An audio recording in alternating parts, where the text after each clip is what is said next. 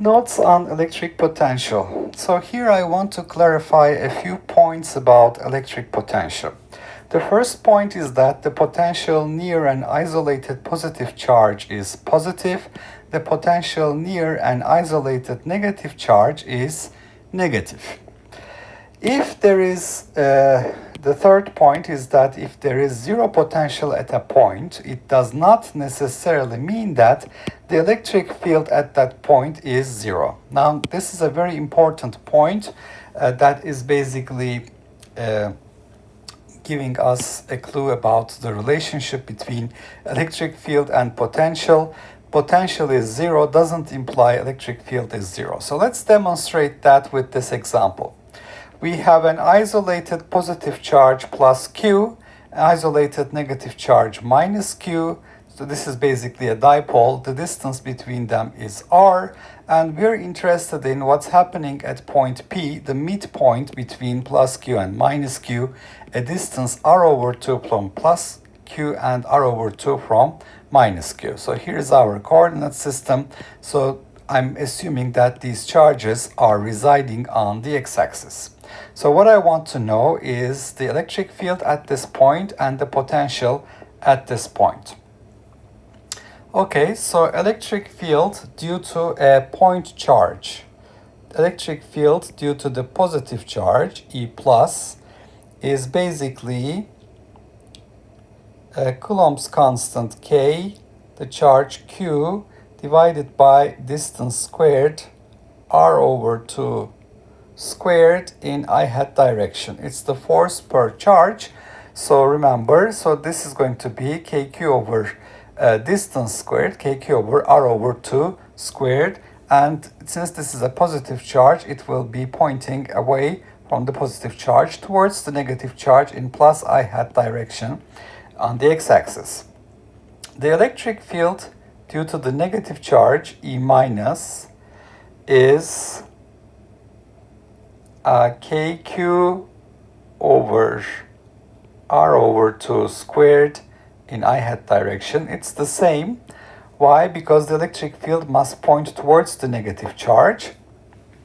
So it's going to be KQ over R over 2 squared, and it's in plus I hat direction. Okay, so what is the total electric field if I add these two contributions? Electric field at point P is E plus E minus. That is 4. So from each charge I get a contribution 4 KQ over R squared. And I have 2 of them, so times 2 I hat. So I find that the electric field at point P is 8 KQ over R squared in I hat direction. It points from the positive charge towards the negative charge. Okay, now let's calculate the potential. What is the potential at point P due to the positive charge? It's KQ over the distance.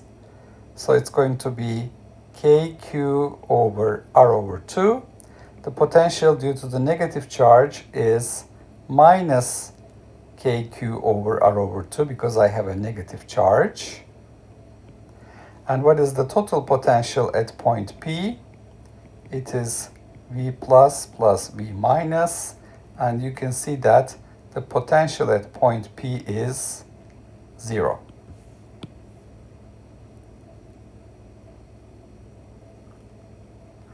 Okay, so we have an example where the potential at that point is 0, but the electric field is non-zero. Now, why did this difference occur? The potential is a scalar quantity. It's proportional to the charge. I have a negative charge, positive charge. The potential contributions cancel each other. Electric field is a vector quantity, and the contribution for both positive charge and negative charge point in plus I hat direction. Therefore, the electric field contributions add up, and it is non-zero. So the the fact that I have a zero potential at point P does not imply that the electric field at that point is zero. And going back to the first 2 points here, the potential near an isolated positive charge is positive.